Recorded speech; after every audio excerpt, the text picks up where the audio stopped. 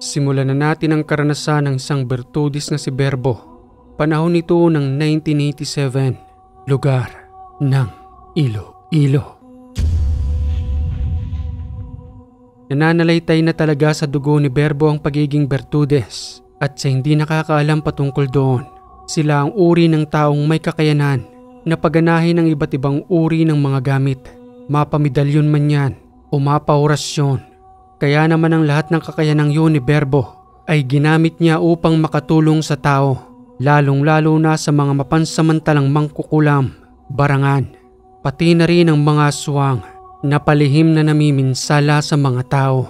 Subaybayan natin ang karanasan ni Berbo kung paano niyang nilabanan ang kasamaan gamit ang kanyang kakayanan.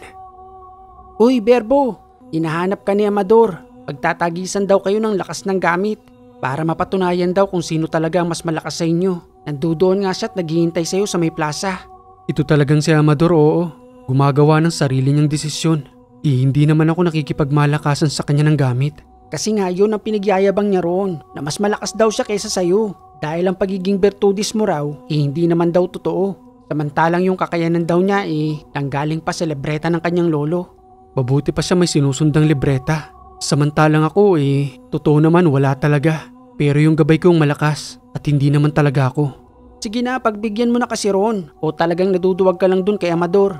May daladala nga rong paltik na baril. Susubukan daw yung mga medalyon mo riyan kung totoong may bisa. Ay naku si Amador. Sige nga't pagbigyan natin para matigil na yung kayabangan niya. Dagling nagtungo ang dalawang magkaibigan sa may plaza, si Berbo at si Agi. At sa pagdating nga nila roon, naghihintay nga ang mayabang na si Amador habang tangan-tangan ng iba't ibang uri ng medalyon. Ang iba ay nasa may mesa at ang iba naman ay nasa kanyang leeg. Sambit pang wika ni Amador nang makarating na roon si Berbo. Ay naku, akala ko maduduwag ka pa rin Berbo. Kaya tagal-tagal na kitang hinahamon. Mabuti na lamang at nagtungo ka rito. Araw pa naman ng Martes, mas malalakas ang gamit ko. Tugong wika ni Berbo sa mga sinabi ni Amador. Alam mo Amador, hindi naman kasi natin kailangang magtagisan pa ng gamit. At kung anong uri man ng kakayanan ang meron ka, ginagalang ko yun Amador. Hindi ko lang alam sa akin kung ganon ka rin. Ang gusto ko lang naman Berbo ay mapatunayan natin. Mahirap kasi yung hindi naman napapatunayan.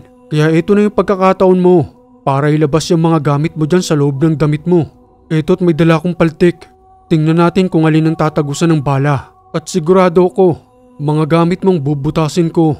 Napilitan ng pagbigyan ni Berbo itong si Amador. Subalit ayon sa kanya, isang medalyon lang ang gagamitin niya sa lahat ng gamit na iyon ni Amador. Dahil yun lang ang katumbas ng lahat ng gamit ni Amador, ang medalyong waksim na may kakaibang lakas at kapangyarihan. Dalawang uri ang pinagagamitan nito. Pwede sa kaliwa at pwede rin sa kanan. Sambit pang wika ni Berbo patungkol sa kanyang gagamiting medalyon.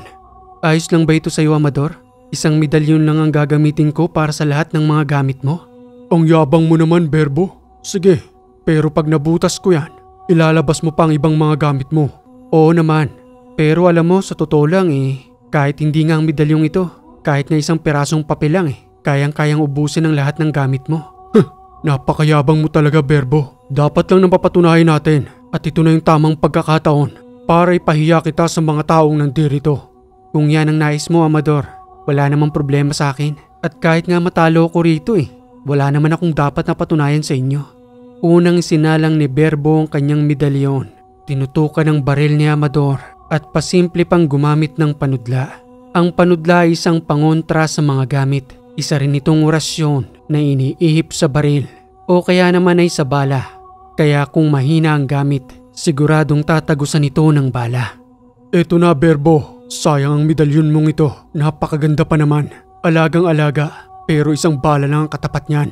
Tinutukang maigi ni Amador at sa pagkalabit ng kanyang baril ni hindi man lamang ito pumuputok. Paulit-ulit niya pa itong ikinasa, subalit ganun pa rin. Walang silbi ang panudlang ginamit ni Amador hanggang sa muling magsalita itong si Berbo patungkol sa paulit-ulit na pagkasa ng baril nitong si Amador. Masisira ang baril mo, wag mo nang ipilit kung ayaw. Hindi puputok ang bala mo riyan. Sinasabi ko na sa iyo Amador, kung ako sa iyo ilagay mo na ang gamit mo riyan at ako naman ang tututok ng baril. Paltik talaga ang baril na ito, Berbo. Pasalamat ka, nagluloko pa ngayon. Pero kung hindi paltik ang baril na ito, sigurado ako butas na yung medalyon mo. Paltik nga ang baril mo pero talagang ayaw putukan ang medalyon ko. Akin at ako naman. Para unti-unti na nating ubusin ang lahat ng medalyon mo riyan. Sa unang pagsalang ng medalyon ni Amador, hindi pa gumamit ng panudla itong si Berbo. Dahil alam niya ang kapasidad ng mga medalyon ni Amador na dinadala lamang sa yabang. Isa-isang pinutuka ni Berbo hanggang sa pang-anim na medalyon. Muling nagsalita itong si Amador dahil papaubos na ang kanyang gamit. Sambit pang wika nito. Nahihinto na ang pagsubok sa kanyang mga gamit. Ayos na yan, Berbo. Baka naman maubos ang mga medalyon ko. Akin yung baril. Akala ko ba ang usapan natin hanggat merong tinatalba ng bala, ipagpapatuloy natin ang pag-ubos sa gamit. Pati ang gamit ko. Hindi ka pa nga nakakaisa sa gamit ko Ni wala pang pinuputukan ng baril. Ayos na yan. Wala nang problema sa akin. Sige na, panalo ka na. Alam mo, Amador, kung naniniwala kang tunay ang mga gamit mo, hindi ka dapat nangahamon ng ibang tao. Dahil unang-una hindi mo naman talaga kailangan ipasubok pa sa ibang mga tao. Dahil ikaw ang nakakakilala sa mga gamit mo. Kaya dahil sa paulit-ulit ng paghamon mo sa akin, ito tayo ngayon. Pinagbigyan lang naman kita at sana hindi sumama ang loob mo. Berbo, pwede mo ba akong maging apprentice? Kahit alalay mo lang, para may matutunan lang ako sa'yo. Hindi yun ganun kadali, Amador. Dahil nakadepende pa rin sa taong tuturuan mo. Dahil kung balang araw ganito pa rin ang gagawin mo, sigurado ako, gagamitin mo lang sa panghamon ang magiging kaalaman mo. Kagad na umalis na roon si Berbo, kasama itong si Ugi. Nagsipagpalakpakan naman ng mga taong nanduroon, pati na rin ang punong barangay. Dahil noong araw ay ganun talaga, kung sinong may malakas na gamit, patuloy nilang tinitingala. Subalit hindi mayabang itong si Berbo. Hindi niya ipinagyayabang ang kung anong meron siya. Bagkus ay tinutulong niya ito sa mga tao. Tulad ng panggagamot, pagtatawas at kung ano-ano pang uri ng kakayanan na ipinagkaloob sa kanya magmula pa sa kanyang mga ninuno. Mga dugong bertudes ang nananalaytay na dugo sa kanyang katawan.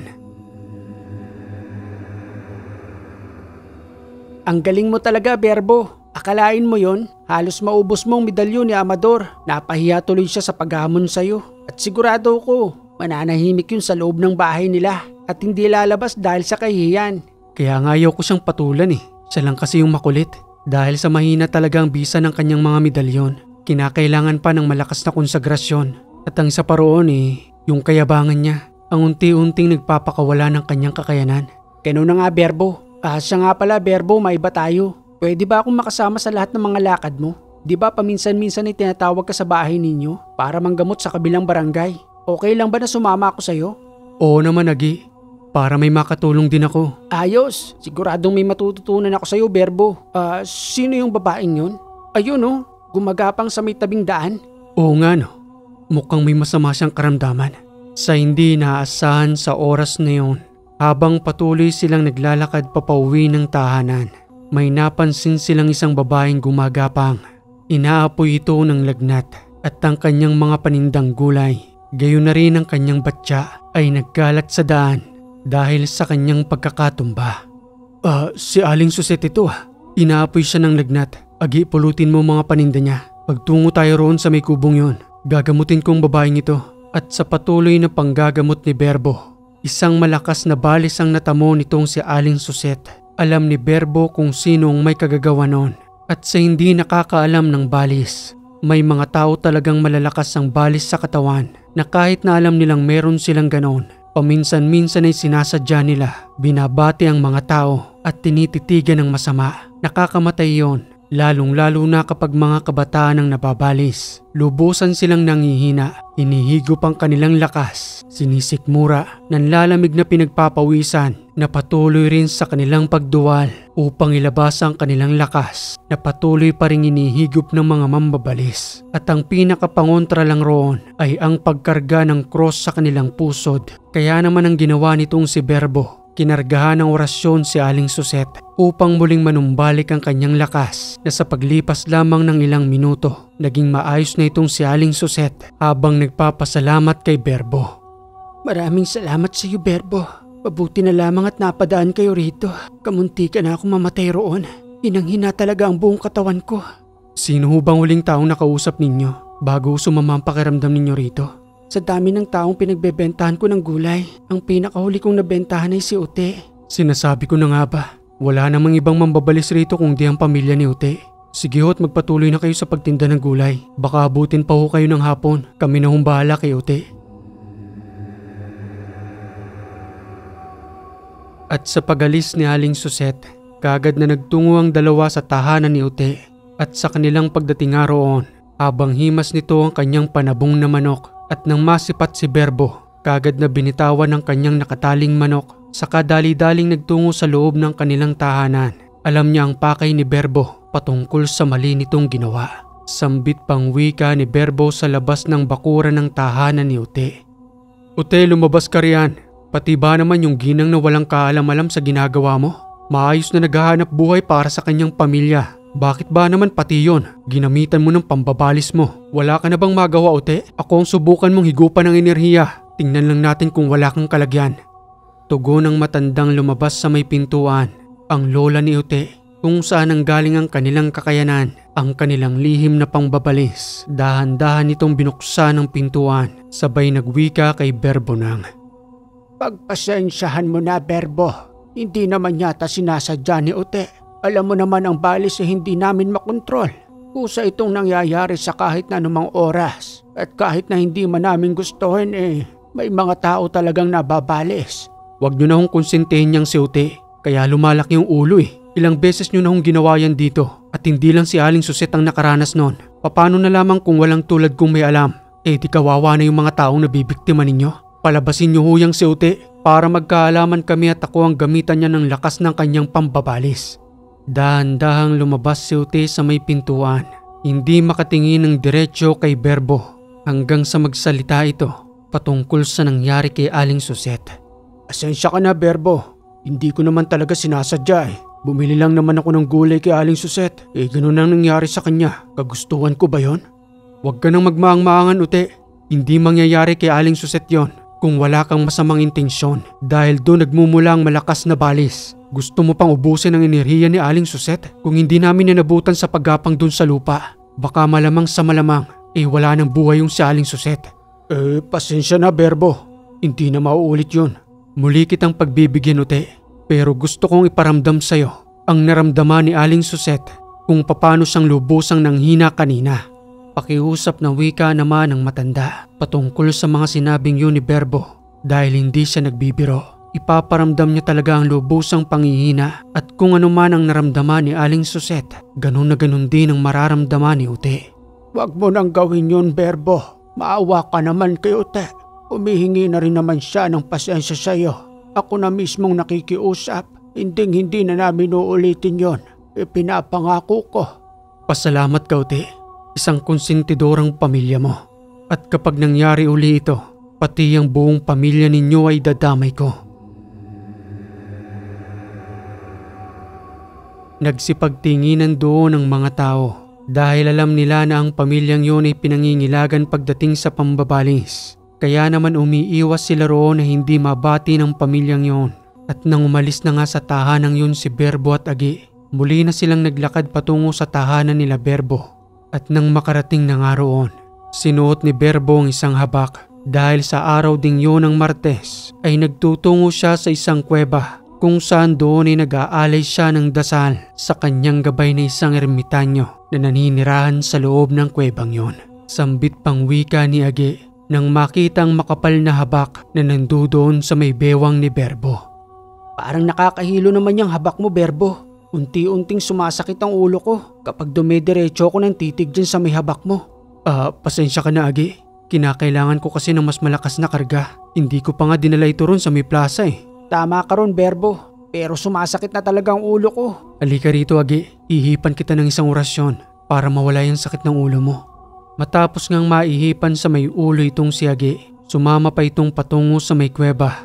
At nang makarating na nga sila roon, may daladalang alay na pagkain itong si Berbo. 3 kandila, pati na rin ang insenso. Maya-maya pa'y nanatili sa may bato itong si Agi, habang itong si Berbo lumuhod sa may lupa, sakay sa isang sinindihan ng kandila, sabay alay ng dasal para sa kanyang sarili at gabay. Maya-maya pa habang patuloy na nagdarasal, May nakitang isang puting ibon nitong si Agi para itong isang kalapati, subalit nagliliwanag sa loob ng kuweba. At sa unang pagkakataon, nagpakita rin kay Agi ang isang matandang gabay ni Berbo, ang ermitanyo, na puting-puti ang kanyang kasuotan habang may mahabang balbas at kulay puting buhok.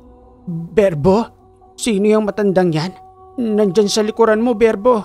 Huwag kang matakot, Agi. Ang matandang nakikita mo ay nagmula pa sa aming mga ninuno. Isa siyang babae lang ermitanyo. Pasalamat ka't nagpakita siya sa'yo dahil bibihira siyang nagpapakita sa ibang tao. Hanggang sa magwika ang matandang ermitanyo patungkol sa mga misyong ginagawa ni Berbo. Magaling ang ginagawa mo, Berbo. Hindi kami nagkamaling piliin ka. Sa dami ng mga bertudes nating kamag-anak, pero ikaw ang pinagtuunan namin ng pansin. Dahil alam namin ang tunay mong abilidad. Dahil kahit na isang bertudes ang isang tao, at kahit gaano pa siya kagaling na gumamit ng mga orasyon, nakadepende pa rin ito sa linis ng puso ng isang tao. Kaya naman natutuwa kami ng iyong mga ninuno habang patuloy ka naming sinusubaybayan at sa lahat ng iyong misyon, Berbo, hindi ka namin pababayaan at ako ang magsisilbi mong gabay sa lahat ng oras kahit sa panggagamot man yan o pagtugi sa masasamang uri ng mga nilalang. Nanindig ang mga balahibo ni Ugi sa kanyang braso nang marinig niya lamang ang tinig ng matandang ermitanyong yon. Kakaiba. May malakas itong presensya na hindi makalimutan ni Ugi hanggang sa maya-maya pa'y pinabayaan na ni Berbong nakabukas ang mga kandila roon. At nang matapos na nga silang mag-usap ng kanyang gabay, muli na silang lumabas sa loob ng kuweba. Hindi pa rin nagsasalita itong si Ugi hanggang sa tapikin ito ni Berbo sa may balikat. Ikinagulat naman niyo ni Ugi habang nagsasalita ng, Ano ka ba, Berbo? Nakakagulat ka naman. Bakit nga pala ganun?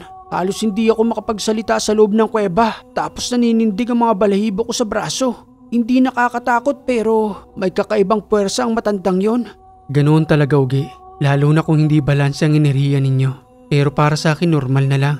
Dahil kahit papano naman nakakahabol ako sa kanila. Anong ibig mong sabihin sa kanila? Marami pa bang matatandang ganun? Oo, Ugi. Mas marami pa yung mga ninuno namin. Mga ancestor na mga babaylan. At hindi lang sila basta-bastang babaylan. Malalakas sila. At ang nagpakita lamang sa'yo ay ang madalas na gumagabay sa akin. Grabe naman yon. Kung nag-iisa pa lamang yung naramdaman ko pero para na akong mahihimatay. Paano na lamang kung nagsama-sama yung mga ninuno mong babaylan? Baka lumutang na ako ron sa loob ng kuwebang yun. Hindi naman siguro, Ugi. Pero mas kakaibang paninindig ng balahibo mo ron kung nagsama-sama sila sa loob ng kuweba. Yung pakiramdam ba na kumakapal yung balat mo? Pati na rin yung anit mo sa ulo? Ganun sila kalakas. Paano ba kayong naging babaylan? Paano naging bertudes? Maaari mo bang ipaliwanag yun sa akin, Berbo? Ang pagiging babaylan ay nagmula pa sa mga sinaunang tao. Sila yung may kakayanan na pasukin ang mundo ng espiritual. Kaya naming makipag-usap sa mga espiritu, sa mga kaluluwa, at kaya rin naming kumonekta sa taas. Hindi naman dahil sa malakas kami, kundi kami lang ang pinili ng mga panahong yon. At dahil sa kalamang yon, nagpasa-pasa sa lahi namin. Kaya naman magpanggang sa ngayon, dala ko pa rin ang pagiging bertudes na ang dumadaloy na dugo sa aking katawan ay lahi ng mga babaylan. Ganoon ba yun? Bakit ako wala man lamang kakayanan? Sana napunta rin ako sa lahi ninyo para naman magkasama tayong may alam dito at nakakatulong din ako sa ibang mga tao. Pwede naman kitang turuan, Ugi, kahit na wala ka sa lahi ng mga babaylan o kahit na hindi ka bertudes. Ang kinakailangan lang natin ay mas lalong linisin ang kaluluwa mo dahil ang kapangyarihang nanggaling sa itaas, hindi ito basta-bastang maaaring panghawakan ng sinuman dahil napakadelikado. Maaaring ang katawan mo ay maapektuhan kung hindi ito handa. At kung sakaling maling tawang maturuan ito, kaya niya itong gamitin sa kasamaan, lalong-lalo na sa pananakit ng kapwa o kaya naman ay panlalamang. Ganun ba? Sige nga, Berbo, turuan mo naman ako. Diba isasama mo na ako sa mga misyon mo? Para naman kahit papano nakakapagpagana na rin ako ng mga orasyon. Walang problema, Ugi. Kaya nga nagpakita sa iyo ang gabay kong ermitanyo. Diba tulad ng sabi ko sa iyo kanina? Dahil may mabuti kang puso. Hayaan mo tuturuan kita. Unti-unti lang para hindi ka naman mabigla. O paano ba yan bukas ha? Meron tayong lakad. Kinakailangan mong sumama sa akin. May gagamutin tayong nabarang. Sige, Berbo. Makita na lang tayo bukas. Dito na rin ako at kinakailangan ko na umuwi sa bahay namin. Kinabukasan nga ng umaga, kagad silang nagtungo sa kalapit baryo. Isang lalaki ang nabarang roon. Masama na ang kalagayan nito Nakahilata na lamang sa kanyang higaan. Halos butot balat na ang lalaking yon na may nagnanaknak pang mga sugat na sa unang tingin pa lamang ni Berbo, alam niya na ang kanyang kakaharapin, ang isang uri ng lahi ng mga barangan na gumagamit ng itim na kapangyarihan upang makapaminsala ng mga normal na tao. Aling Myrna, kailan pa ho nangyari sa kanya ito? Sa katunayan, iho, halos 3 linggo pa lamang nangyari sa kanya ito. Kaya nga napakabilis ng kanyang pangangayayat. At hindi lang yon, ang patuloy na pagnaknak ng kanyang mga sugat at may iba't ibang insekto kaming nakikita. Kahit nga kami mismo natatakot na sa nangyayari sa anak naming ito. Aling Myrna, tatapatin ko na ho kayo. Isang malakas ho na mambabarang ang may gawa nito. Pero ang tanong sa edad na 21 ng bata, sino mambabarang ang gagawa sa kanya nito? Hindi ko rin po alam. Basta nung minsang umuwi siya rito, umiiyak siya noon. At ang huling nasabi niya lamang sa amin, naghiwalay raw sila ng kanyang nobya dahil sa isang lalaki na umagaw raw sa nag-iisa niyang minamahal. Malalaman ho natin, Aling Myrna. Maaari ho bang sa katawan na ho ninyo natin pasapihin ng mambabarang dahil hindi na ho kaya ng katawan ng bata? Hawakan niyo lang ho yung kanyang kamay at sa katawan ho ninyo natin tatawagin ang espiritu ng mambabarang. Ikaw ang bahala, iho. Kung ano yung makakatulong sa anak ko, yun yung gawin mo. Hindi na nagaksaya ng oras itong si Berbo. Kaagad siyang nagbigkas ng mga panawag na usal at nangiihip niya ngayon sa noo ni Aling Myrna. Madali niya namang napapasok ang mambabarang. Subalit nang nanduro na ito, animoy kinukumbulsyon ng batang lalaking binarang na para bang naghahabol na ito ng kanyang buhay. At nang dali-daling pasakitan na iyon ni Berbo, muling kumalma ang katawan ng bata. Sabay wika ni Berbo sa sumanib na espiritu ng mambabarang na patuloy na nakatitig ng masama sa kanya habang kinakargahan ng malalakas na panali, pati na rin ang espiritual na pamako. Anong kinalaman mo sa batang ito? Dahil lang nakikita ko sa iyong espiritu, isa kang matandang mambabarang na nasa edad 50. Anong kasalanan sa iyo ng bata? Ako lang naman ang magulang ng lalaking kumuha sa kanyang nobya. At hindi lang yon, ginamitan namin ng gayuma ang babae upang mapasaan ako ang babaeng yon. Dahil sa gustong gusto niya ito, kaya naman walang magagawa ang batang yan. Dahil habang buhay nang matatali sa amin ang magandang babaeng yon. At kahit ako ay botong-boto sa magandang binibini, humingi ng tulong sa akin ng aking bunsong anak. Hindi ko naman siya matatanggihan. At kung ano man ang gustuhin nila, mapapasa kanila iyon gamit ang aking kakayanan. Isa kayong mapansamantala, pati ba naman ang batang ito at ang babaeng yon? Nagmamahalan sila. Bakit ninyo pinipigilan?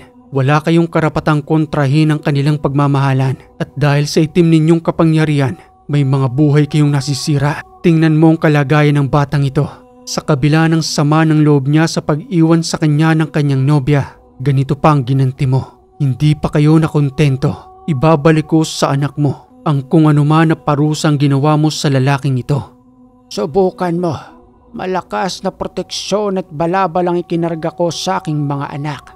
Kaya ni kahit na sino man ay hindi makakatagos sa kanilang balabal. Kahit na ikaw pa. Tingnan natin, nasa huli ang pagsisisi matandang mambabarang. Ngayon ay pinapapuntahan ko na sa aking gabay ang inyong lugar. Akala mo ba makakatakas ka? Kakalasin ang aking gabay ang gayumang ginamit ninyo sa babae. Magugulat ang anak mo kung paano niyang layuan ang iyong anak. At wala na kayong magagawa roon dahil protektado na namin siya kapag muli na siyang bumalik sa kanyang ulirat. Habang ang anak mo naman ay magsasakripisyong katulad na nangyari sa binatang ito. Walang awang gumamit ng malalakas na orasyon itong si Berbo. Ipinalasap niya sa mambabarang ang tunay na sakit gamit ang puting kapangyarihan.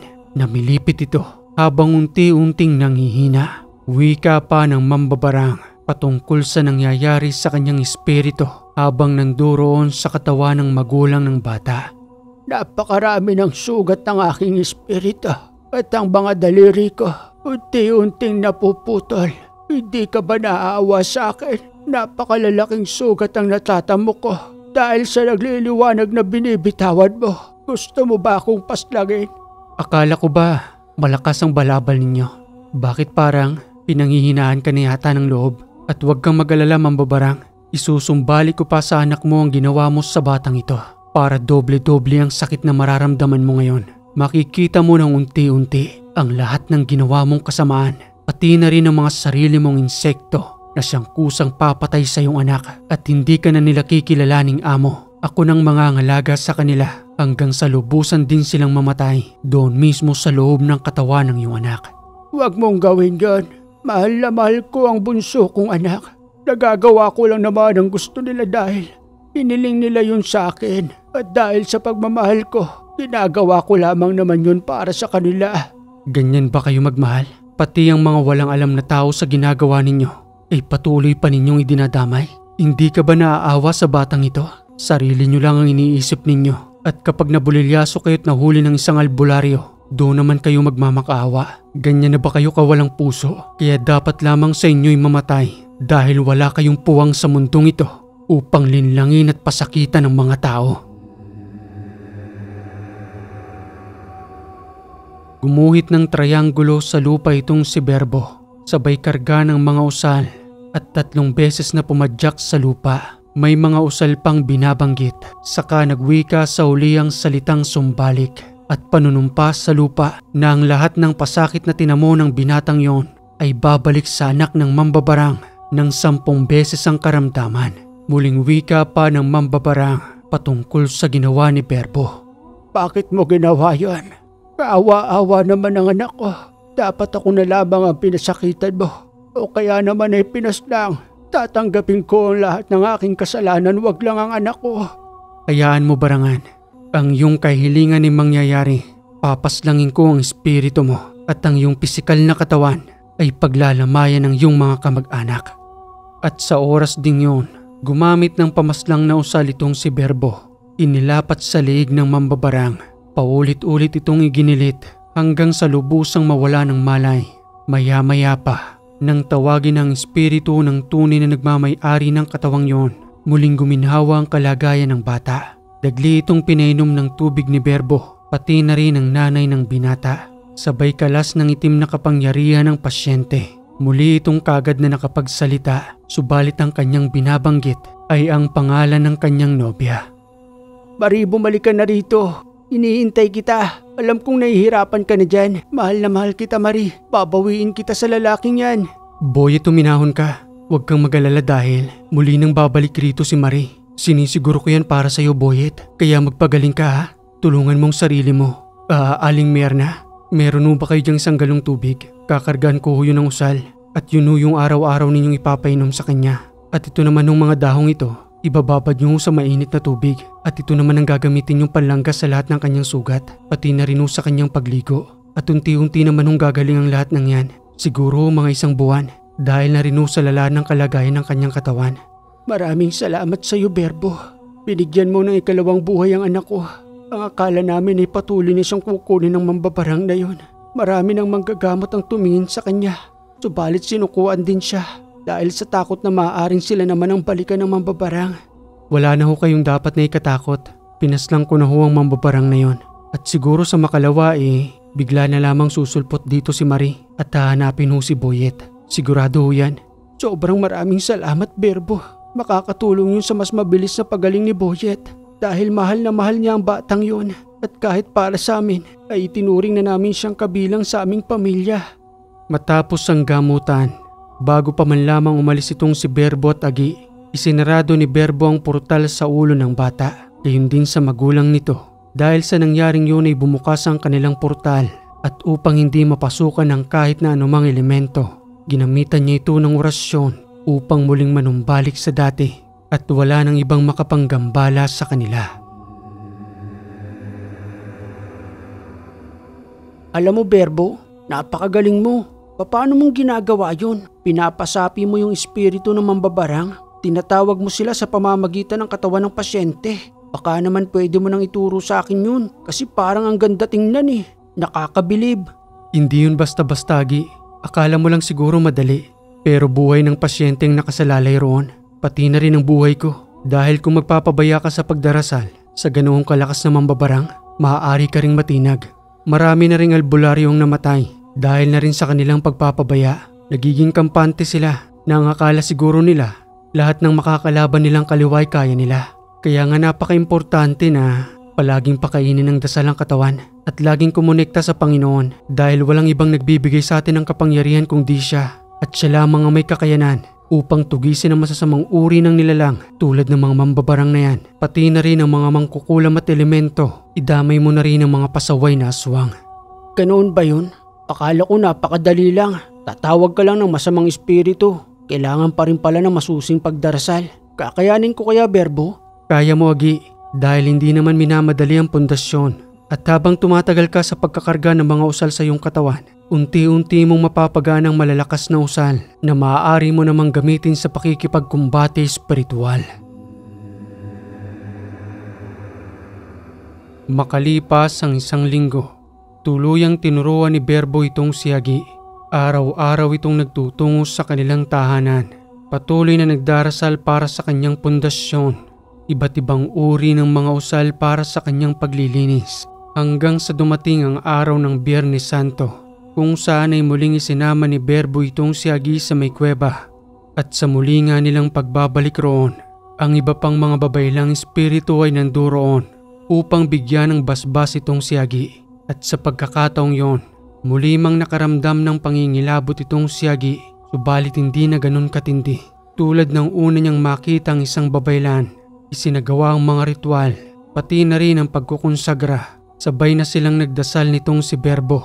At sa makalipas ng 4 na oras na kanilang pananatili roon, kakaibang pakiramdam ang naramdaman ni Agi na para bang nagliliwanag ang kanyang buong katawan, gumagaan ang kanyang paghakbang at ang kanyang pakiramdam ay napakabilis kumilos. Hindi may paliwanag ni Agi ng mga oras na yun hanggang sasabihin sa kanya nitong si Berbo na ang isa sa kanyang espiritong ninunong babaylan ay nanatili kay Agi upang patuloy siya nitong gabayan. Napakaswerte mo, Agi. Nagustuhan ka ng isa sa aking mga ninuno. Magmula ngayon ay gagabayan ka niya. Kaya yung nararamdaman mo ay normal lang dahil meron ng gumagabay sa'yo. Kaya pala, Berbo, kakaibang pakiramdam ang nararamdaman ko ngayon. Napakagaan talaga. Paano ko siyang makakausap? Hindi ko siya nakikita ngayon, maliban dyan sa gabay mo. Pero nararamdaman ko siya, Berbo. Magpapakita rin siya sa'yo kapag patuloy mo pang pinalakas ang iyong pundasyon dahil hindi pa ganun kalibel ang enerhiya ninyo. Pero ang mahalaga sa ngayon, Agi, malakas na babaylan ang naging gabay mo. At ang sabi niya sa akin hindi ka raw niya pababayaan. Maraming salamat, Berbo. Makakatulong na rin siguro ko sa iyo balang araw. Siguro kunting tiis na lang. Kinakailangan ko pang palakasin ang pisikal ko pati na rin ang aking espiritual. Basta ito lang ang wag mong kakalimutan, Agi. Ang lahat ng mga pamilya na iniiwan ko sa iyo na wag mong gagamitin sa kasamaan ng lahat ng nalalaman mo.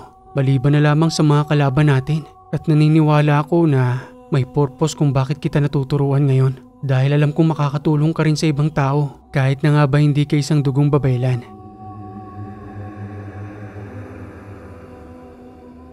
Makalipas ang 1 buwan, lubusan ang natuto itong si Agi. At sa bawat misyong ginagampanan ni Berbo ay kasama niya ito. Hanggang sa may humingi ng tulong sa kanilang isang babae. Nagdadalang tao ito na nagtungo sa kanilang tahanan. Umiiyak kasama ang kanyang asawa. Sambit pang wika ng babaeng yon habang may matinding takot sa kanyang muka na nagwiwika ng, "Tulungan niyo naman po kami." "O Aling Rosario, bakit ho napasugod kayo rito sa aming bahay? At bakit ho kayo umiiyak?" "Berbo ang matandang si Sora. Gabi-gabi niya kaming binibisita sa bahay. At nang hindi pa ito makatiis, nagtutungo pa sa may pintuan namin. Alam namin ang mister ko na siya ang may kagagawa ng pananakit ng tiyan ko." "Bakit ho? May ginawa ho bang masama sa inyo si Aling Sora?" "Kailangan ko ang tulong mo, Berbo. Noong una pinapabayaan lang namin siya ng mister ko. Pero habang tumatagal pati ang bubong namin binubutas niya na. At kahit na ano pang saway ng mister ko sa kanya, patuloy pa rin siyang nanduroon sa may bubungan. Wala naman kaming ibang hinala kung di si Aling Sora lang ang bali-balitang aswang dun sa lugar namin." "Patingin nga ho ng tiyan ninyo. Tama ho kayo ng hinala. Inaaswang ang nasa sinapupunan ninyo. Subalit nasa maayos naman ho siyang kalagayan. Agi, makikiabot nga ng isang kalmen dyan. Kinakailangan ng pangontra ng batang ito. Mabuti na lamang ho tinabutan nyo kami rito. May lakad pa naman sana kami ni Agi. Pero dahil ho dyan sa mga sinabi ninyo, kinakailangan na ho naming sadyain itong si Aling Sora. Kami na ho mismong bahala sa matanda." "Berbo, ito yung kalme na pangontra." "Salamat, Agi. Wag nyo ho itong ilalayo sa katawan ninyo. At kahit na ho maliligo kayo, hindi naman ho nababasa ang kalme na yan." Maraming salamat, Berbo. Kahit papano nagiging panatag ng pakiramdam ko para sa aking anak. Ito pa naman ang panganay namin ng aking asawa. At ayaw naming may masamang mangyari sa kanya. Huwag na ho kayong mag-alala. Hindi na ho kayo dadalawin ng matandang yon. Dahil kung magmamatigas pa rin ho siya sa amin, maaari ho siyang may kalagyan. Sa pagsapit ng hapon, kagading nagtungo si Berbo at Agi sa tahanan ng matanda. At sa kanilang pagdating haroon, saradong barong-barong na tahanan nito.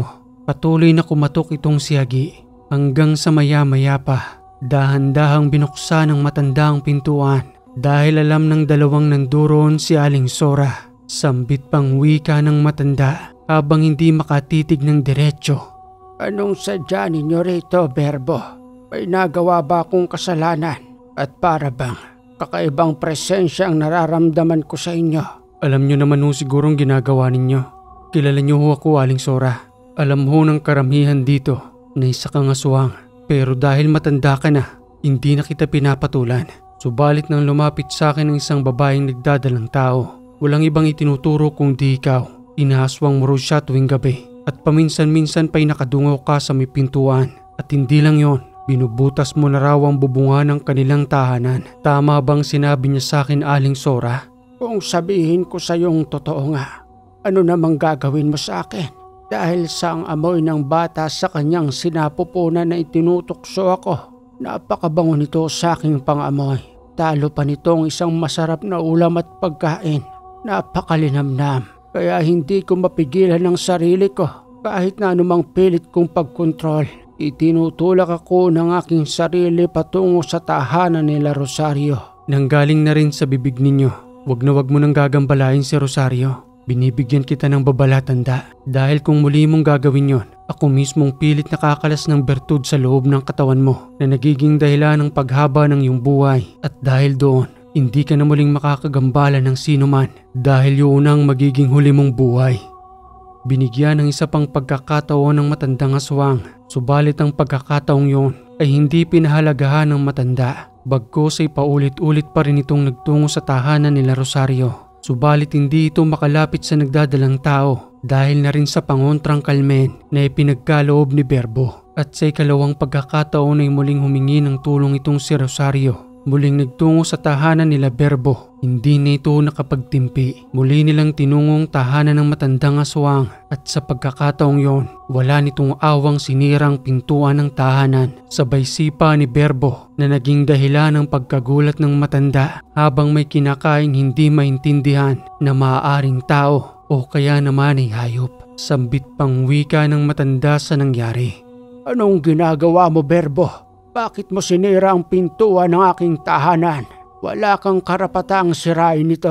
Umalis kayo rito dahil hindi ko kayo kailangan. Binigyan na ho kita ng isang pagkakataon. Pero anong ginawa ninyo? Inulit na naman ninyo ang panggagambala kila Aling Rosario. Hindi ho ba kayo nahihiya? Alam na ng mga tao rito na ikaw mismo ang aswang. Bakit pa akong mahihiya? Ang pagiging aswang ng tulad ko ay hindi ko rin ginusto. Ipinas at ipinalulun lamang ito sa akin ng aking mga magulang. Dahil kung hindi ko gagawin yon, mananatili silang buhay magpakailanman. Tulad ng nangyayari sa akin ngayon, sa kabila ng aking katandaan, buhay na buhay pa rin ako. At kaya kong magtungo sa ibabaw ng mga tahanan at biktimahin ng mga sanggol para sa aking pagkain at hapunan. Wala talaga kayong pinagkatandaan, lalo na kapag unti-unti nagliliwanag ang buwan. Patuloy pa rin kayo sa pamiminsala. Pasensyahan na ho tayo, Aling Sora. Agi, gamitan mo ng panaling spiritual yan sa Aling Sora. Ipaparamdam ko ho sa'yo kung ano yung sakit ng mga taong nabiktima mo hanggang sa mamatay ka sa loob ng iyong tahanan. Kesa naman marami ka pang mabiktima at paulit-ulit mo lamang gagawin yon. Kaya naman ang trabaho ko ngayong gabi ay lubusan ng paslangin ka, Aling Sora. Gamit ang malakas na spiritual na panali ni Agi, hindi makagalawang matandang aswang. Nagkalat pa ang dugo nito sa kanyang labi at ang kanyang kinakain ay naiwan sa may papag. Nagkarga ng pamatay na usal itong si Berbo. Pinadaloy ito sa pamamagitan ng pag-ihip sa mukha ng matanda. hanggang sa maghumiyaw ito na para bang sinusunog ang kanyang buong katawan habang nasisilaw sa liwanag ni Berbo, pati na rin sa kanyang gabay na isang matandang ermitanyo. Pakawalan niyo na ako. Napakainit sa aking katawan. Ang liwanag na ito ay hindi ko kakayanin. Napakalakas ng orasyong ikinarga mo sa aking katawan. Parang awa mo na, Berbo. Hindi ko na muling uulitin ang panggagambala sa tahanan ni Rosario. Hindi ba kayo naaawa sa matandang tulad ko? Pakawalan niyo na ako. Subalit walang awang pinagpatuloy ni Berbo ang pagpaslang. Hindi niya binawi ang malakas na usal na yon hanggang sa lubusang manghinang matanda. Bumagsak ito sa papag ng kanyang tahanan at nang mawala na nga ng malay, kumuha ng posporo itong si Berbo saka sinindihan ang paligid ng tahanan hanggang sa matupok ito sa patuloy na paglaki ng apoy. Hindi kaya sobra-sobra ang ginawa natin, Berbo? Sinunog pa natin ang buong tahanan ng matanda, pati na rin ang kanyang katawan. Baka naman magulat ang mga tao rito dahil alam nila na tayo lamang ang may kakayanan na magtungo sa tahanan ng matandang yan. Huwag mong isipin yun, Agi. Alam kong gusto rin ng mga taong mawala ng matandang yan dito. Wala lang silang magawa dahil hindi nila kayang presensya ng matanda. Kahit nga mismong punong barangay, walang magawa sa matandang yan. Kesa naman mapinsala pang mga taong nandirito, lalong-lalo ng mga kabataang walang alam patungkol sa matandang yan. Sa bagay may punto ka rin doon. Para siyang isang mabangis na hayop sa gabi. Pero sa araw isang maamong matanda na parang hindi makabasag pinggan. Halika na, Berbo. Hayaan na nating lubusang maging abo ang buong tahanan yan. At dahil sa nangyaring pagkamatay ng matanda, ang inaakala ni Berbo at Agi na wala ng ibang mga kasamahan ng matandang yon, doon sila nagkamali.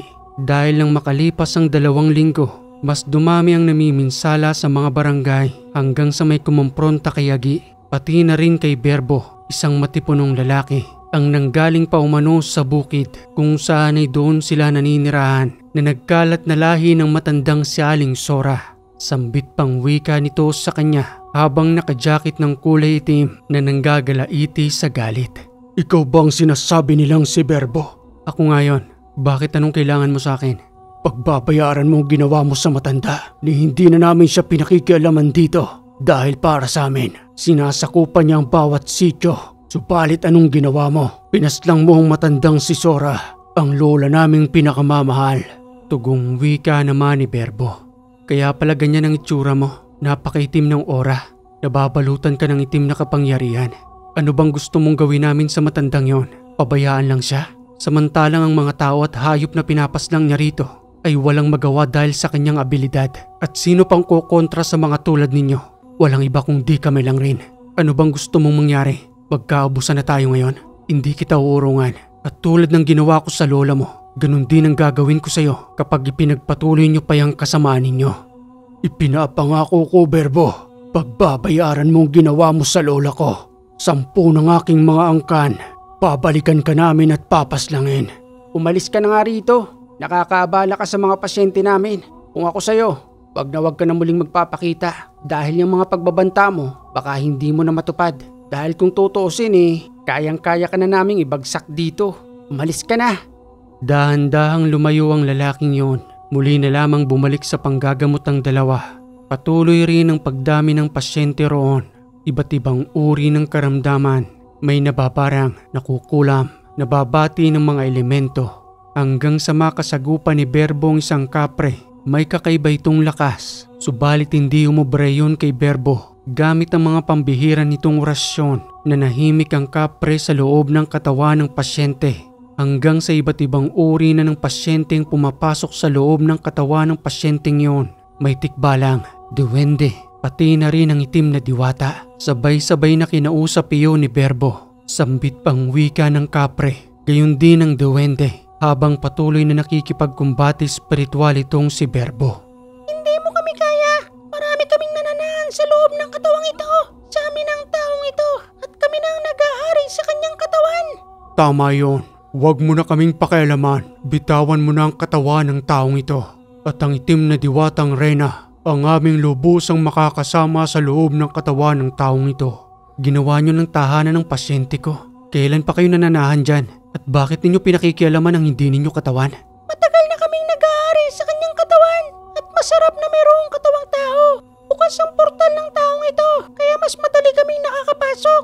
Umalis na kayo riyan habang may awa pa ako sa inyo dahil kahit na magsama-sama pa kayo at kahit na ilang itim na reyna pang ipasok ninyo riyan, kayang-kaya ko kayong lusawin. Sige na, umalis na kayo. Yun lang naman ang pakiusap ko. Huwag mo kaming pakialaman sa gusto naming gawin. Labas ka na rito, tao. Hindi maaari ang gusto ninyo, kaibigan. Nagkakaroon na ng karamdaman ng taong ito dahil sa inyo. Hindi na siya makatulog sa gabi dahil nga raw nakikita niya kayo sa panaginip niya. Lalo na sa itsura mo, kapre. Natatakot siya sa'yo dahil napakalaki mo raw at napakaitim. Pare-pareho pa naman kayong itim. Sino ba namang hindi matatakot sa inyo? Subalit nagmatigas ang tatlong nilalang na yon hanggang sa kumuha ng bote itong si Berbo. Ipinakita sa tatlong nilalang. Saka muli itong nakiusap na nagwiwika ng, nakikita niyo bang boteng ito? Kaya ko kayong ikulong rito. Samantalang napakalawak ng kagubatan, gusto ninyong manirahan sa loob ng katawan ng taong yan. Kaya ang pakiusap ko sa inyo, lumabas na kayo kesa dito kayo manirahan sa boteng ito. Hindi mo yun kaya. Wala kang abilidad para ikulong kami sa loob ng boteng yan. Huwag mo na kaming tinatakot. Mas marami kami kesa sa inyo. Sinusubukan niyo talaga ako? Ayaw ko pa naman sanang manakit ng mga elemento. Hanggat maaari ko sana kayong madala sa pakiusap dahil alam kong mababait naman kayo eh. Yun nga lang may katigasan ng ulo. Bumulong ng mga lihim na salita itong si Berbo. Saka iniihip sa katawan ng pasyente. Gayon din sa boteng kanyang hawak-hawak hanggang sa itapat ang bote sa may noo kung saan nakabukas ang kanyang portal. Inihigop nito ang espiritu ng mga elemento kahit na ang kapring yon o ang irena ng itim na diwata. Maya-maya pa nang matapos ang kanyang ritual na isinagawa, isinarado ang boteng yon at sambit pa ni Berbo. Ibabaw niya sa mas malalim na lupa ang boteng yon upang hindi ito mabasag ng panahon para hindi makawala ang tatlong itim na nilalang. Diyan ang nararapat para sa inyo. Matigas talagang ulo ninyo eh. Ayaw ninyo ng pakiusap ha. Diyan kayo ngayon maninirahan. Hanggat walang nakakabasag ng boteng ito, mananatili kayo riyan at sa muling pagbabalik ng Panginoon, siya nang bahalang humusga sa inyo kung bibigyan ba kayo ng pagkakataon o habang buhay pa rin kayong mananatili sa kawalan. Maraming salamat, Berbo. Ngayon ay maayos na ako. Hindi na ba sila papasok sa panaginip ko? Hindi na ho, Mang Abor. Mas magiging mahimbing na huli ang pagtulog ninyo. Ikinulong ko na ho sa bote ang mga yon at isinarado ko na rin ho ang portal ninyo. Bukas na bukas ho kasi. Kaya kahit sino ay pwedeng makapasok. Salamat naman kung gayon. Nangayayat na ako dahil madalas ko silang nakikita. Hindi talaga ako makatulog eh. Nakakatakot ang itsura nila. Lalong-lalo na yung kapre. Napakalaki niya. Tapos parang dinadaganan niya pa ako kapag natutulog ako. Siya nga pala, Berbo. Tanggapin mong salaping ito bilang pasasalamat ko sa paggamot mo sa akin. Pasensya na ho, Mang Abor. Hindi ho kami tumatanggap ng bayad dito. Ibili nyo na lang ho yan ng pagkain para sa pamilya ninyo. Kaya naman ho naming magtanim ng gulay ni Agi. Nandudun ho ang hanap buhay namin. At ang ginagawa ho naming pagtulong sa panggagamot, ito ho ay misyon at hindi ho paghingi ng salapi. Ganun ba yun, Berbo? Ay naku, maraming salamat dahil hindi kayo mapagsamantala sa amin. Kaya nga mas lalo kayong dinadayo rito eh. Dahil hindi kayo humingi ng karampatang salapi para sa panggagamot. Tama ho kayo, Mang Abor. Dahil yan ho ang utos sa amin ng aming gabay. Na wag ho kaming tatanggap ng kahit na anumang halaga ng salapi. Dahil ang kaalaman ho namin ni Agi ay hindi ho nanggaling sa amin, nanggaling ho sa itaas. Kaya ibinabalik lang rin ho namin sa mga tao. Naku, pagpalain kayo, Berbo. Sige, taalis na ako Marami pa rin kasing naghihintay na pasyente. Taos puso ako nagpapasalamat sa inyo. Tuloy-tuloy ang gamutan ng dalawa ni Agi hanggang sa pagsapit ng hapon. May isang pasyente itong si Agi, niyayanggaw. Malapit na itong matungo sa pagiging aswang. Dahil ang patuloy na kinikilos ng kanyang pasyente, unti-unti na itong nawawala sa kanyang sarili, natutulala at para bang pakiramdam niya siya'y lumilipad at nang paupuin na nga ito ni Agi, isang pakpak ng animoy sisiw ang pumatak na nanggaling sa loob ng damit ng pasyente. Sambit pang wika ni Agi habang pinupulsuhan ito at tinitingnan ng kanyang mga daliri. Berbo, malapit ng isang ito, niyanggaw ng aswang. Nasa loob na ng katawan niyang itim na bertud. Siguradong inihalo sa pagkain, kaya nagkakaganito ang lalaking ito. Itong ebidensya ang isang sisiw na pakpak. Siguro mga 1 linggo na lang, pagiging aswang ng taong ito kung hindi ka agad nadala sa atin. Patingin nga. Oo nga, nayanggaw ang lalaking ito. Sino ho bang kasama ng lalaking ito? Ako po ang kasama niyan. Magagamot pa po ba ang anak ko? Kaya pa ho namin gamutin ito. Mabuti na lamang at hindi pa huli ang lahat kasi nadala nyo pa rito ang anak ninyo. Dahil kung hindi ho, malamang ay nagtungo na ito sa gubat kung saan ay nandudoon ang mga kasamahan ng yumanggaw sa kanya. Ano ho bang nangyari bago siya nagkaganito? Abay dumalo lang naman siya ng kapiyastahan. Hindi niya sinabi kung saan. Pero sa tingin ko sa kabilang ibayo. Medyo may kalayuan yon. Kinakailangan pang tumawid ng bundok. Abay sa pagbalik niya rito nagkaganyan na siya. Ilang araw na patuloy na natutulala. Kinakausap namin hindi naman nagsasalita. Basta ang binabanggit niya lang sa akin kumain daw siya ng isang dinuguan. Hindi naman daw niya makita kung anong uri ng dinuguan yon. Kaya naman sa pag-uwi niya, kakaiba na yung kanyang pakiramdam. Na para daw na bumabaliktad ang kanyang sikmura hanggang sa magkaganyan na nga. Hindi na makausap at patuloy na siyang natutulala. Nayanggaw ho ang anak ninyo sa pamamagitan ng pagkain. Doon ho inihalo ang isang bertud. Unti-unti ho yung kumakapit sa loob ng kanyang kalamnan. At kapag lubusan ng nakakapit, mahirap na hong tanggalin. Kaya ho ang nangyayari sa karamihang nayayanggaw. Kusa na lamang ho silang lumalayo. Dahil iba na ho ang nagkokontrol sa kanilang isipan. Kaya ayan ho, ganyan ang nangyayari sa anak ninyo. Ay sana naman ay mapagaling pa ninyo ang anak ko. Ayaw ko ho siyang lubusang maging aswang. Dahil wala naman ho yun sa lahi namin. Wag ho kayong mag-alala. Kayang-kaya ho yan ng partner kong si Agi. Ibabalik niya ho yung pagiging normal ng anak ninyo. Pagtiwala lang ho kayo sa mga gagawin namin. Lalong-lalo na ho sa Panginoon. Nagpatuloy ang panggagamot ni Agi. Pinainom ang pasyente ng tubig na may dasal. Hanggang sa magduduwal ito, napilit na inilalabas ang bertud sa kanyang katawan. Maya-maya pa, imbis na bertud ang lumabas roon, isang animoy sisiw ang iniluwal ng pasyente ni Agi. Subalit wala na itong buhay. Sambit pang wika ni Agi nang makita ang maliit na nilalang na yon. Berbo, ito yung dahilan Hindi pa buo ang sisiw na ito. Subalit kunti na lang. Kamunti ka na talagang maging aswang ang isang ito. Sige pa, ipagpatuloy mo pa ang iyong pagduwal. Malapit mo na rin mailabas ang bertud. Tugon pa ng kanyang pasyente habang nahihirapan. Subalit pilit pa rin nakikipagtulungan. Hindi ko na kaya. Para bang bumabaliktad ang sikmura ko. Baka pati ang bituka ko ay lubusan ko na rin mailuwal. Pagtiwala lang ho kayo sa akin. Sige lang at ipagpatuloy mo lang yan. Kunting tiis na lang ho. May lalabas nyo na rin ang itim na bertud. At sa paulit-ulit na pagduwal ng pasyente, sa wakas, pumatak din sa lupang itim na bertud. Dali-daling pinulot iyon ni Agi gamit ang isang basahan. Sabay karga ng pangontrang usal. Upang ni kahit na sino mang makakuha noon ay hindi na iyon mapakikinabangan.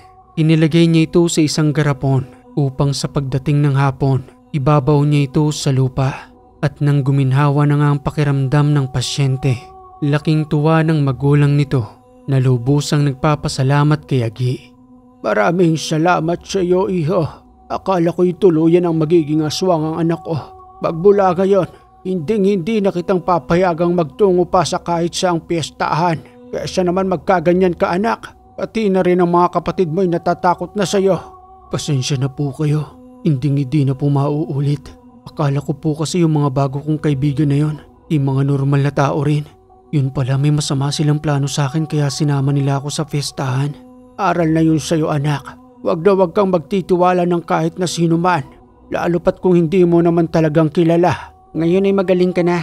Nailabas mo na ang bertud, pati na rin ang animoy sisiw na ito. Wag kang makakalimot na magdasal dahil ang Panginoon ang tumulong sa iyo at hindi ako. Marami pong salamat. Opo, hindi ho ako makakalimot na magpasalamat sa Panginoon. Paano ba yan, iho? Kami aalis na rin. Pasensya ka na kung wala man lamang kaming maiabot sa iyo. Dahil kami mismo'y walang-wala rin. Wag niyong isipin yun. Ang mahalaga ho ay magaling na ang anak ninyo. Wag ka na uling sasama sa fiestahan kasi lalayuan ka na ng mga kapatid mo. Pati na rin ang mga kaibigan mo niyan. Opo, hindi na po talagang mauulit yun. Kamunti ka na akong maging aswang dahil doon. Matapos ang maghapong panggagamot, nanatili ang dalawa sa isang maliit na kubo kung saan ay doon sila nang gagamot. Ayon kay Berbo, kinakailangan nilang pagandahan ang pagbabanta ng aswang na yon. Yung lalaking may matipunong pangangatawan dahil sa nababasa niya sa pagkilos noon na magkakaroon ng paghihiganti dahil sa pagkamatay ng kanyang lola. Subalit hindi nila iniisip ang kanilang mga sarili at ang lubos na kanilang pinag-aalala ay ang mga tao sa bawat sityo kung saan ay sa pamamaraang yun ay muli silang makapaghiganti upang paslangin ang mga taong nanduroon dahil sa wala silang alam patungkol sa binabalak ng mga aswang. Hanggang sa kinabukasan, dagling nagtungo ang dalawa kila kapitan upang ipaalam ang patungkol sa mga nilalang na yon. Subalit ang naging sagot ng punong barangay habang nagsasalita ng, Naniniwala naman ako sa inyo, pero kulang ako sa tanod para magronda. Baka kami pa ang lapain ng mga yon. Maaari naman ho yata kayong magdagdag ng tanod kaysa naman ho may mapahamak pa sa lugar natin. Pero ang tanong may gusto ba? Kasi kung patungkol sa mga ganyang uri ng nilalang, maaaring hindi sila payagan ng kanilang pamilya. Baka nga pati yung mga tanod ko rito pagsipag-aalisan pa bilang tanod. Pagkano lang rin naman kasi ang sahod nila. Kulang pa para makabuhay ng pamilya. Tapos isasaalang-alang nila ang buhay nila rito. Anong ibig ninyong sabihin, Kapitan? Kayo ang punong barangay dito at kailangan ho namin ng tulong ninyo. Kayo na nga, Berbo. Gustuhin ko mang makatulong Kulang nga kami sa tao. Siguro ang may papayo ko na lamang sa mga taong nandirito. Basta sa pagsapit ng gabi, wag na silang lalabas ng tahanan. Lalong-lalo na yung mga kabataan para ni isa'y walang maapahamak sa ating sityo. Mas mabuti pa nga ho yun, Kapitan. Kami na lamang huniyagi ang maglilibot sa ating sityo. Total kaya naman namin silang harapin. O sige, Berbo. Ngayon pa lamang ay nagpapasalamat na ako sa inyong dalawa. At malaki ang tiwala ko sa inyo. Dahil noon pa man kilalang kilala ka na namin. Sa pagsapit ng dapit hapon, nakaramdam ng kakaiba itong si Berbo. Umiinit ang kanyang mga medalyon, pati na rin ang mga kargang mutya sa kanyang katawan. Bulong na wika pa sa kanya ng kanyang gabay, patungkol sa kanyang nararamdaman ng mga oras niyon. Ito na ang tamang panahon, Berbo. Ang pakikipaglaban mo sa masasamang uri ng mga aswang. Hindi nyo na sila kailangang hanapin pa. Kusa na silang papalapit sa inyong tahanan. Maghanda kayong dalawa ni Agi dahil ang oras ng inyong pagtutuos ay sa lubusang pagsapit ng dilim. Nandiriyan lamang sila sa paligid at nagmamasid. Napakatapang naman ho nila. Dito pa mismo sa bahay ko. Tingnan lang natin kung hanggang saan nga bang tapang nila ngayon. Tulad ng sinabi sa inyo ng isang nilalang na maghihiganti sila sa pagkamatay ng kanilang lola. Isuot mo ang pulang habak, Berbo, at ang kampilang yari sa kampana ng simbahan ang pupuksa sa kanila dahil sa pagkakaroon ng banal at malakas na orasyong ikinargaroon. Sinunod ni Berbo ang inuutos sa kanya ng kanyang gabay habang itong si Agi ay kinuha rin ng espiritual na gamit na ipinagkaloob sa kanya ng kanyang gabay. Subalit bago man sila lumabas ng tahanan, nagkarga muna sila ng mga usal, mas malakas na proteksyon, balabal at ang kanilang pundasyon sabay padyak ng 3 beses sa lupa bilang pagpaparamdam sa mga nilalang na kanilang teritoryong yon. Saka nagbukas ng pintuan itong si Agi. Sumunod naman itong si Berbo. Madilim na ang paligid noon sa labas ng tahanan. Hindi pa uso ang kuryente noon sa kanilang lugar. Kaya naman ang madalas na gamit ay gasera. Bitbit ni Berbo yon habang nagtungo ang dalawa sa likuran ng tahanan. Subalit habang pinakikiramdaman ang paligid, kumikinang ang malatansong kampilang yari sa kampana ng simbahan. Sambit pang wika ni Berbo na kinakailangan nilang maghiwalay. Doon siya sa may parting kaliwa at doon naman sa may parting kanan si Agi. Mag-iingat ka, Agi. Matindi ang galit nila sa atin. Ramdam na ramdam ko ang matinding puot. Subalit alam kong walang makakatalo sa ating kaalaman, lalo na't nanggaling ito sa itaas. Sige na, dito ako sa kabila at dyan ka naman. Nagpatuloy ang paghihiwalay ng dalawa dahil nga sa likuran ng kanilang tahanan. May kasukalan doon, matataas na puno, pati na rin ang nagtatayugang mga damo. Maya-maya pa'y may narinig na sumigaw itong si Berbo. Dali-dali siyang nagtungo sa pinuntahan itong si Agi at sa kanyang pagdating nga roon, isang nilalang ang nakabulagta, wala ng buhay. Gamit ang karunungang natutunan ni Agi, kagad niyang napaslang ang nilalang na yon. Totoo ang sinabi sa kanila ng kanilang gabay na nandudo na nga at nag-aabang lang ang mga uri ng aswang na nagmula pa sa lahi ni Aling Sora. Ayos ka lang ba, Agi? Ayos lang naman ako, Berbo. Huwag mo kong alalahanin. Bigla na lamang akong sinunggaban ng nilalang na yan. Naggaling siya ron sa punong yon, patungo sa akin dito. Mabuti na lamang at kagad mong napansin. Oo, Berbo. Bulong rin sa akin ang aking gabay na may nagmamasid nga sa akin doon. Patuloy silang naglakbay patungo sa mas masukal na kagubatan na tila ba unti-unti silang hinuhulog sa isang patibong. At nang makarating sila sa isang parte na kabisado ng dalawa, doon ay bigla silang napahinto. Dahil ang may matipunong nilalang ay nanduro ang naghihintay na may kasamang 15 lahi ng mga aswang. May kakaibang amoy ang mga ito. Habang nanlilisik ang mga mata, may mga nagtatalimang pangil, gayon din ang kanilang mga kuko. Sambit pang wika kay Berbo habang patuloy na nag-aangil. Tulad ng sinabi ko sa iyo, pagbabayaran mo ang ginawa mo sa aming lola. Nilapastangan mo ang aming lahi. Sinunog mo pa ang kanyang katawan, pati na rin ang kanyang tahanan. Tugon pang wika ni Berbo patungkol sa sinasabi ng nilalang. Binigyan ko siya ng isang pagkakataon, subalit ang pagkakataong yon ay binaliwala ng matanda. Anong gusto mong gawin namin? Pabayaan lang siyang pumaslang ng mga inosenteng tao? Yun ba ang gusto ninyo? Para saan pa ang lahat ng kakayanang meron kami kung hindi namin kayang pigilan ng mga tulad ninyo na hayok sa laman ng tao, lalong-lalo na sa mga kabataan? Kaya para sa amin ay walang mali roon, kesa naman isakripisyo namin ng mga taong pinapaslang ng lola mo. Isa kang lapastangan. Patitikman mo ngayon ang galit namin. Sukurin ang dalawang yan at pagsalusaluhan. Kakaibang puwersa ang naramdaman ng dalawa, subalit hindi sila nagpatinag roon na ang bawat sumusunggab sa kanila ay kagad naman nilang pinapaslang. Patuloy ang pagdanak ng dugo sa masukal na kagubatang yon gamit ang kampilang yari sa kampana ni Berbo na ang bawat tinatamaan nito ay kagad na nasusugatan at walang awa niyang pinapaslang hanggang sa maya-maya pa. Isang nilalang ang sumunggab sa kanyang likuran na naging dahilan ng kanyang pagtumba sa lupa. Berbo, ayos ka lang ba riyan? Huwag mo kong alalahanin, Agi. Ako nang bahala rito. Ipagpatuloy mong pakikipaglaban riyan. Walang humpay na pagkalmot kay Berbo. Subalit sa bawat pagdampi ng kuko ng nilalang sa mga medalyon ni Berbo, pati na rin sa kanyang habak, animoy nasusunog ang mga daliri nito hanggang sa kumawala sa kanyang nilalang na yon. Anong nangyari? Bakit ganito? Nasusunog ang daliri ko. At nang muling makatayo itong si Berbo, walang awang pagtagpas sa liig ang ginawa nito sa nilalang na yon. Nararapat lamang yan sa'yo. Sige, lumapit kayo sa amin.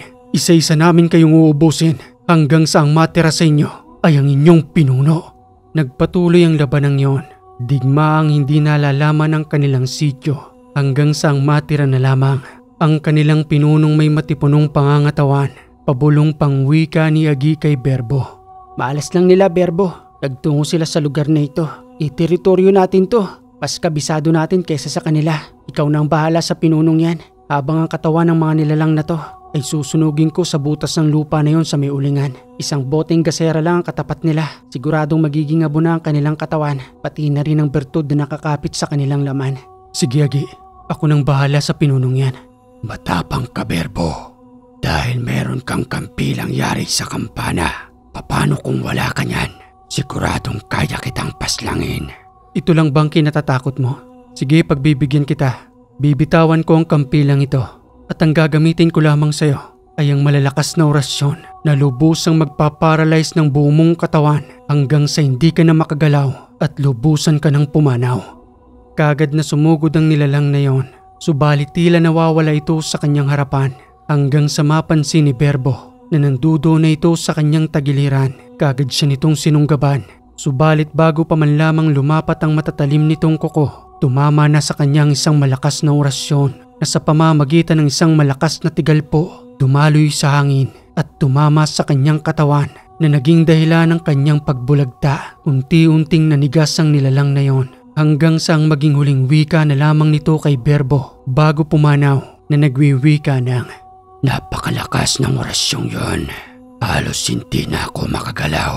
Ngayon ay napatunayan kong isa kang ang malakas na babaylan at dipinong Bertudes.